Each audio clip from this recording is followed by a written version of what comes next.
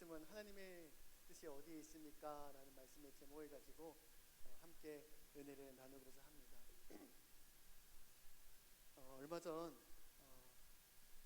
저의 20대 모든 신학교의 저의 생활과 또 군대 생활 함께했던 절친했던 친구 목사가 갑작스럽게 세상을 떠나고 말았습니다. 너무나도 갑작스러운 죽음이었습니다. 그 친구가 세상에 떠나기 일주일 전에도 서로 목회에 대한 마음들을 함께 나누었었는데, 그 다음 주 토요일 아침에 제 친구 목사가 세상을 떠났다는 소식을 전해 듣게 되었습니다. 이 소식을 듣는 순간 머리에 강한 충격을 받은 듯 제 머리가 한동안 멍해지기 시작했습니다. 이것이 정말 사실인가?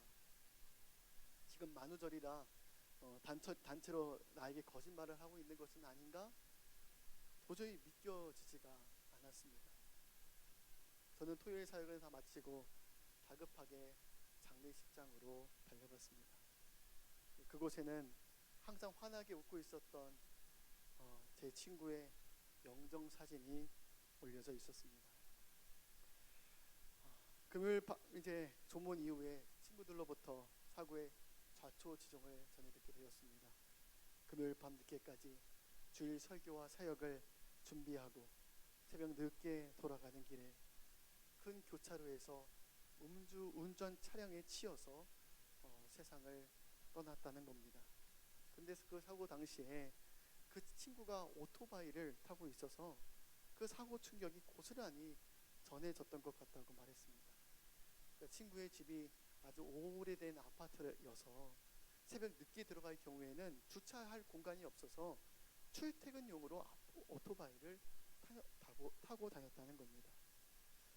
저는 이 친구가 이렇게 갑자기 교통사고를 당해 세상을 떠나게 될 줄은 상상도 하지 못했습니다. 너무나도 젊은 나이였습니다. 아직도 3학년, 1학년밖에 안 된 두 딸을 둔 젊은 아빠이기도 했습니다. 저는 장례식장으로 가면서 하나님께 기도했습니다. 하나님, 왜 제 친구를 데려가셨습니까? 라고 항변하는 듯이 하나님께 기도했습니다. 새벽에 음주운전 차량에 치이지 않도록 막아주실 수 없으셨냐고 제가 따지듯이 물었습니다. 하나님의 뜻이 어디에 있습니까?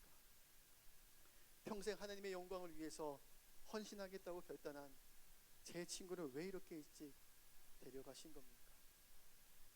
다른 곳에 한눈 팔지도 않고 열심히 주의 일을 위해 헌신하고 있는 그 친구를 왜 이렇게 데려가셨습니까?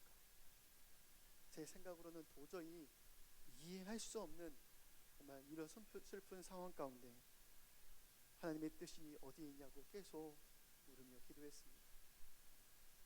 그러나 하나님의 뜻이 어디인지 있는지 알 수 없었습니다. 그러면서 한편으로 하나님께 원망하는 마음이 들어오기도 했습니다. 여러분, 우리는 어려운 일을 당하면 우리가 이해하고 납득할 수 있는 하나님의 뜻을 구하게 됩니다. 그런데 여러분, 우리가 여러 어려운 고난을 당하게 될 때에 하나님의 뜻이 다 분명히 보입니까? 하나님의 뜻이 분명하게 드러납니까? 아닙니다. 왜 하나님이 우리에게 이러한 일을 당하게 하시는지 알지 못할 때가 훨씬 더 많다는 겁니다. 그런데 우리가 하나님의 뜻을 지나치게 내 수준으로 억지로 해석하거나 이해하려고 할 때 여러분, 여러 위험성들이 나타나게 됩니다. 고난당할 때 하나님의 뜻이 어디 있습니까? 라고 구하게 될 때 첫째로 우리는 그 고난을 이해할 수 없어서 하나님 앞에 원망하게 됩니다. 아니, 선하신 하나님이 어떻게 우리에게 이런 어려운 일을 당하게 줄 수 있냐고, 나를 사랑하시는 하나님이 어떻게 이러한 고난을 우리에게 줄 수 있습니까? 고난 앞에서는 우리는 하나님의 뜻을 이해할 수 없어 주님을 향해 원망을 쏟아냅니다. 여러분, 사실 출애굽한 이스라엘 백성들도 마찬가지였습니다. 출애굽기 17장 3절 말씀 함께 봉독하겠습니다. 거기서 백성이 목이 말라 물을 찾음에 그들이 모세에게 대하여 원망하여 이르되 당신이 어찌하여 우리를 애굽에서 인도해 내어서 우리와 우리 자녀와 우리 가족이 목말라 죽게 하느냐. 아멘. 하나님, 우리를 애굽에서 구원해 주신 것은 참 감사한데 하나님이 우리를 부르셔서 하나님의 자녀 삼아 주셨다면 우리의 앞길을 아무 문제 없이 형통하게 열어 주셔야 하지 않겠습니까? 주님이 우리를 정말 척박한 광야의 길로 인도하시더니 왜 먹을 양식도 없고 물이 없는 이곳에서 우리를 다 굶어 죽게 하시는 겁니까? 이스라엘 백성들은 자신들 앞에 놓여진 이 물질적인 문제, 고난 앞에서 하나님의 뜻을 이해할 수 없다고 그 모든 원망을 하나님께 쏟아냈습니다. 이스라엘 백성들은 왜 하나님의 뜻대로 순종하며 나온 우리에게 왜 이런 어려움을 주십니까? 라고 하나님께 반문하며 원망을 합니다. 여러분, 저의 인생에서도 이렇게 하나님께 원망했던 적이 있었습니다. 제가 군대에 있을 때 저희 어머니께서 담도한 판정을 받으셨을 때였습니다. 그때 저희 어머니 나이가 고작 50대 초반이었습니다. 저는 지금까지 가장 가까이에서 어머니의 모든 모습을 지켜보며 자랐습니다. 어머니가 얼마나 고생을 많이 하셨는지, 얼마나 외로워하셨는지를 다 보았습니다. 아버지가 중간에 교회를 개척하시면서 집도 없이 교회 잠옷실에서 생활했던 시절들, 화장실도 따로 없어서 오피스텔 공중 화장실에서 씻고 생활했던 그런 시절들, 주방도 없어서 브루스타로 음식을 해서 먹었던 시절들, 혼자 늦게까지 교회 꽃꽂이며 교회 청소며 교회 애찬을 준비하시던 그런 시절들, 재정적인 어려움 때문에 그 빈 재정을 채우기에 혼자 고심하며 힘들어했던 그런 시절들, 이제 사모가 되어 이제는 어떠한 힘든 일과 마음조차 나눌 수 있는 사람들이 없어서 외로웠던 순간들, 이렇게 목회자와 결혼하여 일평생 참 고생을 많이 하셨습니다. 그런데 이러한 모든 어려웠던 시절이 지나가고 아버지 목사님이 하나님의 은혜로 교회 청빙을 받고 모든 생활과 상황들이 열리던 그 순간에 이제 조금씩 하나님이 길을 열어주시는구나를 경험하는 그 순간에 담도함이라는 판정을 받게 된 겁니다. 하나님께 너무 원망했습니다. 평생 하나님을 위해서 수고하고 고생만 하다가 이제 모든 상황들이 열려져가고 있는 이때에 왜 이렇게 커다란 고난을 주시는 겁니까? 병원에서는 담도암이 발견되면 4개월밖에 살지 못한다는 말을 들었습니다. 저는 하나님께 항변하듯이 기도했습니다. 평생 부모님과 우리 가정이 하나님을 위해 살겠다고 다짐하고 믿음의 길을 걷고 있는데 왜 이러한 고난을 주시는 겁니까? 이 고난을 주신 하나님의 뜻이 무엇인지를 계속 구했습니다. 저는 군대에서 밤마다 하나님께 기도했습니다. 왜 이러한 고난을 우리에게 주시는 거냐고. 평생 주를 위해 헌신하며 살았던 우리에게 왜 이러한 어려움을 당하게 하시느냐. 하나님께 원망하는 마음이 들어왔습니다. 저는 우리는 어려움 당할 때 하나님의 뜻을 구하지만 그 뜻을 온전히 다 이해할 수 없을 때 하나님께 원망하게 됩니다. 또한 다른 사람들이 고난당하는 모습을 볼 때에도 우리는 하나님의 뜻을 묻게 됩니다. 왜 저 사람이 저런 힘든 일을 당하는 겁니까? 라고 물으면서 아마도 우리가 알지 못하는 죄가 있기 때문에 하나님께서 그 죄 때문에 그 사람을 징계하시는 걸 거야. 우리가 이렇게 육신적으로 판단할 때가 있다는 겁니다. 예수님의 제자들도 저 사람이 맹인으로 태어나 이렇게 고통당하는 것은 이유는 자기 자신이나 그의 부모의 죄 때문이지 않을까라고 생각을 했습니다. 요한복음 9장 2절 3절 말씀 함께 봉독하겠습니다. 제자들이 물어 이르되 라삐여 이 사람이 맹인으로 난 것이 누구의 죄로 인함이니까 자기니까 그의 부모니까 예수께서 대답하시되 이 사람이나 그 부모의 죄로 인한 것이 아니라 그에게서 하나님이 하시는 일을 나타내고자 하심이라. 아멘. 제자들은 이러한 사고를 갖고 있었습니다. 인과응보의 사상, 심은 대로 거둔다. 원인이 있기에 결과가 있다. 죄를 지으면 반드시 그 대가를 받는다. 이것이 세상 사람들이 말하는, 유대 전통에서 말하는 인과 응보의 사상입니다. 그래서 어느 날 예수님의 제자들이 주님께 물었습니다. 여기 태어날 때부터 앞을 보지 못하는 맹인이 있습니다. 이 사람이 맹인으로 태어난 것은 누구의 죄 때문입니까? 자기 죄 때문입니까? 아니면은 그의 부모의 죄 때문입니까? 라고 물었습니다. 그 당시에 장애를 가진 자들은 성경에서 부정한 자로 취급을 받았습니다. 이 사람이 이렇게 부정한 장애인으로 태어난 것은 누구의 죄로 인함이니까?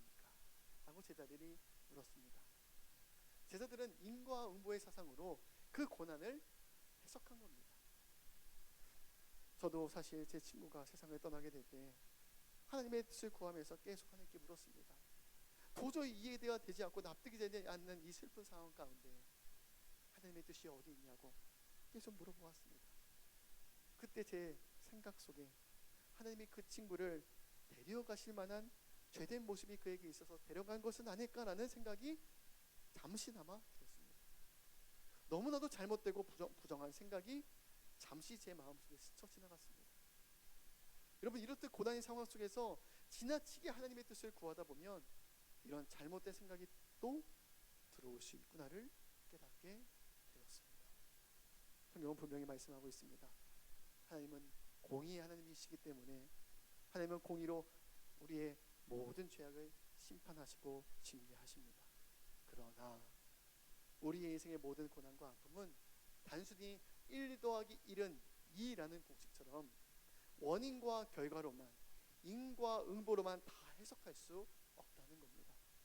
이러한 논리로 세상을 재단하고 판단하면 우리의 신앙이 위험한 방향으로 갈 수 있음을 성경은 분명히 말씀하고 있습니다.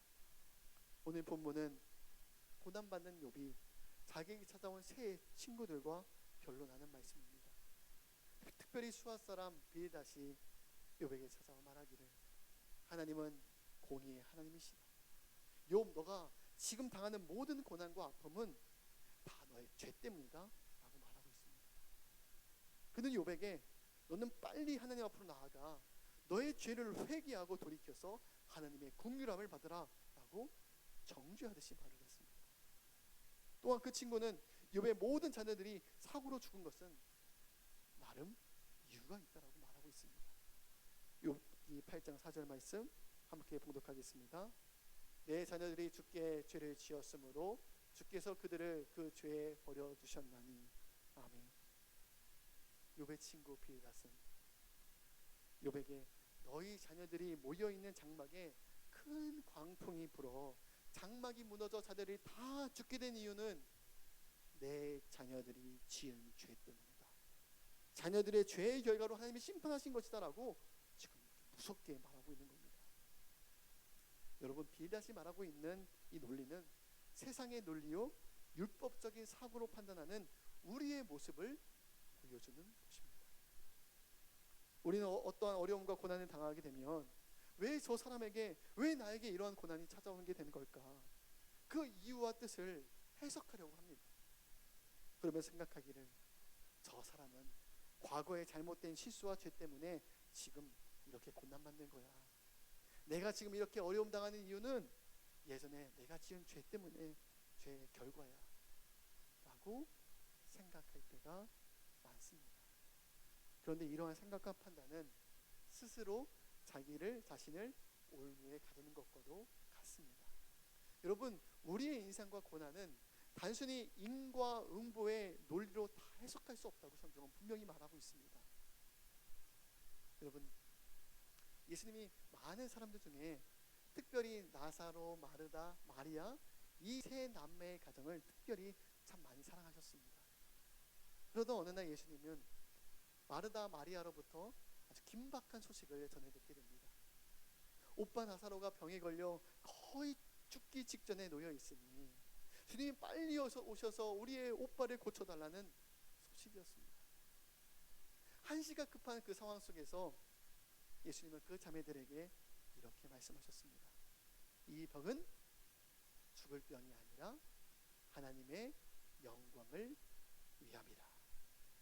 지금 이 가정에 오빠 나사로가 중병에 걸려 큰 고난 가운데 있는데 예수님은 이 병이 너의 죄 때문이야. 너의 죄 때문이야. 너가 하나님께 회개하고 돌이켜야 된다라고 말씀하시는 것이 아니라 이 병은 하나님의 영광을 나타내기 위함이라고 말씀하시는 겁니다. 요한복음 11장 4절 말씀 함께 봉독하겠습니다. 요한복음 11장 4절 말씀 함께 봉독하겠습니다. 예수께서 들으시고 이르시되 이 병은 죽을 병이 아니라 하나님의 영광을 위함이요 하나님의 아들이 이로 말미암아 영광을 받게 하려 함이라. 아멘. 지금 오빠 나사로가 병에 걸려 사형을 헤매고 있는데, 아니 잠시 후에 나사로가 죽게 되었는데, 이렇게 감당할 수 없는 이런 큰 고난 앞에서 이것은 하나님의 영광을 나타내기 위해서 허락하신 하나님의 뜻이라는 말씀이 여러분 온전히 이해가 되고 납득이 되십니까? 오빠가 지금 죽어가고 있는데 예수님은 오히려 이 일을 통해서 하나님의 영광을 나타내시겠다고 말씀하시는 겁니다. 처음 이 말씀을 들을 때 마르다와 마리아는 하나님의 뜻을 온전히 다 이해할 수 있었을까요? 아마 이해할 수 없었을 겁니다. 그래서 결국 두 자매는 오빠 나사로가 죽은 뒤에 늦게 찾아오신 예수님을 바라보면서 원망하듯이 말을 했습니다. 예수님이 일찍 오셨더라면 우리 오빠 나사로가 죽지 않았을 겁니다. 고난 가운데 예수님의 뜻을 이해할 수 없어서 두 자매는 주님께 원망했습니다. 요한복음 11장 21절 말씀 함께 봉독하도록 하겠습니다. 마르다가 예수께 여짜오되 주께서 여기 계셨더라면 내 오라버니가 죽지 아니하였겠나이다. 아멘. 그때 예수님은 나사로의 시신이 놓여있는 무덤에 찾아가셔서 나사로를 향해서 나사로야 나오너라 하고 명령하셨습니다. 그때 육신에 떠나 있는 영혼이 돌아오고 죽은 지 나흘이 되어 벌써 썩은 냄새가 진동하는 나사로의 죽은 세포들이 다시 살아나게 되었습니다. 죽은 자 가운데 있었던 나사로가 다시 살아나는 역사가 나타났습니다. 두 자매는 어떻게 이런 일이 일어날 것을 생각이나 했겠습니까? 하나님은 마르다 마리아의 모든 생각을 초월하여 일하시는 하나님이신 줄 믿으시기 바랍니다. 우리는 여러 고난을 당할 때 하나님의 뜻을 묻게 됩니다. 과연 이 고난을 주신 하나님의 뜻이 무엇입니까? 교회 여러 문제가 있을 때에도 하나님의 뜻을 구하며 우리는 기도합니다. 하나님의 뜻대로 이루어지게 하여 주시옵소서. 사람의 뜻이 아닌 내 뜻이 아닌 하나님의 뜻이 이루어지게 하여 주시옵소서. 그래서 예수님께서 가르쳐주신 기도에도 주님이 이렇게 기도하라고 기도의 본을 보여주시지 않으셨습니까? 뜻이 하늘에서 이루어진 것 같이 땅에서도 교회에도 가정에도 이루어지이다. 주님께서 이렇게 기도하라고 말씀하시지 않으셨습니까? 우리는 여러 상황 속에서 하나님의 뜻이 어디 있는지 묻습니다. 우리는 특별히 여러 고난을 만날 때 우리가 이해할 수 있는 답을 구하려고 애를 씁니다. 하나님 왜 내게 이러한 고난을 주시는 겁니까? 우리는 분명하고도 명확한 이 고난의 이유를 알고자 합니다. 그런데 사실 유한한 우리가 하나님의 뜻을 온전히 다 이해할 수 있을까요? 우리가 영원하신 하나님의 그 뜻을 다 분별할 수 있을까요? 이사야서 55장 8절 9절 말씀 함께 봉독하겠습니다. 내 생각이 너희의 생각과 다르며 내 길은 너희의 길과 다른 여호와의 말씀이니라. 이는 하늘이 땅보다 높음 같이 내 길은 너희의 길보다 높으며 내 생각은 너희의 생각보다 높음이니라. 아멘. 유한한 우리의 지식과 경험과 판단으로 넓고 깊으신 그 하나님의 뜻을 온전히 다 이해하거나 또한 분별할 수 없습니다. 내가 하나님의 뜻을 온전히 다 안다라고 말하는 것은 여러분 어찌 보면 영적인 교만입니다. 그래서 우리는 늘 하나님 앞에서 겸손해야 됩니다. 저는 하나님의 뜻을 온전히 다 이해하거나 온전히 다 헤아릴 수 없습니다. 그래서 우리는 겸손한 마음으로 하나님의 뜻을 구해야 됩니다. 내가 하나님의 뜻이라고 생각했던 것들도 틀릴 수 있구나를 인정하며 겸손한 마음으로 여러분 나가야 됩니다. 내가 당하는 고난을 내가 이해할 수 있는 수준으로 억지로 하나님의 뜻을 해석하거나 끼워 맞춰서도 안 됩니다. 내 생각과 내 뜻을 교묘하게 표정하여 하나님의 뜻인 양 내세워서도 안 됩니다. 우리는 하나님의 뜻을 해석하는데 더욱 조심해야 되고 겸손해야 됩니다. 우리는 DTS 훈련을 통해서 어떤 상황을 만날 때 하나님의 뜻이 무엇인지를 구하게 되고 주님의 음성을 귀 기울여 드리려고 하고 하나님의 뜻을 분별하고자 애를 씁니다. 그런데 내가 하나님의 음성을 들었다, 이것이 하나님의 뜻이라고 단언하는 것은 정말 조심스러운 말입니다. 그래서 저는 이것이 하나님의 뜻입니다, 내가 하나님의 음성을 들었다 라고 표현하는 것보다 하나님이 저에게 이러한 마음과 감동을 주셨습니다 라는 표현을 더 좋아합니다. 그 말 안에는 하나님의 뜻에 대한 우리의 겸손한 마음과 태도가 들어가 있기 때문입니다. 어떠한 남자 청년이 특별 새벽 기도회 때 기도하고 나서 한 자매에게 다가가 말을 했습니다. 내가 기도하는데 하나님이 자매에 대한 특별한 마음을 주셨다고 고백하는 겁니다. 하나님이 저의 배우자로 자매에 대한 마음을 주셨다고 고백하는 겁니다. 그때 그 자매가 뭐라고 말했냐면, 하나님이 그러한 마음을 형제에게 주셨다면 왜 저에게는 그런 마음을 주시지 않았을까요? 라고 하면서 단호하게 거절을 했다고 합니다. 여러분, 그 형제는 자기의 생각과 기대를 하나님의 뜻인 양 교묘하게 포장하여 내세운 겁니다. 우리는 모두 모든 상황 속에서 하나님의 뜻을 구하고 해석할 때 여러분 더욱더 겸손한 마음으로 조심해야 될 줄로 믿습니다. 저도 하나님께 왜 제 친구 이렇게 빨리 데려가셨습니까? 라고 계속 물었습니다. 그런데 하나님의 뜻을 온전히 다 이해하거나 알 수 없었습니다. 그러던 중에 제 친구 발인 예배 때 본교회 목사님이 이렇게 예화를 들어 설교하신 것을 제가 들었습니다. 그 예화는 이런 이야기입니다. 트럭을 몰고 다니는 한 화물 운전기사가 있었습니다. 그런데 그만 새벽에 교통사고를 당해 젊은 나이에 일찍 세상을 떠나고 말았습니다. 한순간에 남편을 잃은 그의 아내는 슬픔 가운데 하루하루를 보내고 있었습니다. 어느 날 시아버님이 며느리를 집에 오라고 초청을 했습니다. 시아버님은 마당에 예쁜 정원을 가꾸어 놓으셨는데 그 며느리에게 내가 선물로 줄 테니 내 정원에서 가장 예쁜 꽃 하나를 꺾어 너의 집에다가 심으려, 이렇게 말을 했습니다. 그 며느리는 시아버님의 말씀대로 그 정원을 둘러보다가 가장 예쁜 꽃 하나를 꺾어 가지고 왔습니다. 그때 시아버님은 너가 이 정원에서 가장 예쁜 꽃을 선택하여 꺾은 것처럼 하나님은 주님 나라에 꼭 필요한 사람, 가장 예쁘고 귀한 영혼을 먼저 불러 가셨을지도 모른단다 하고 그렇게 위로를 해주었습니다. 저는 이 말씀에 큰 위로가 되었습니다. 왜 하나님이 제 친구를 일찍 데려가셨는지 아직도 하나님의 뜻을 다 이해할 수는 없지만 신실하신 하나님의 뜻을 그저 믿고 받아들일 뿐입니다.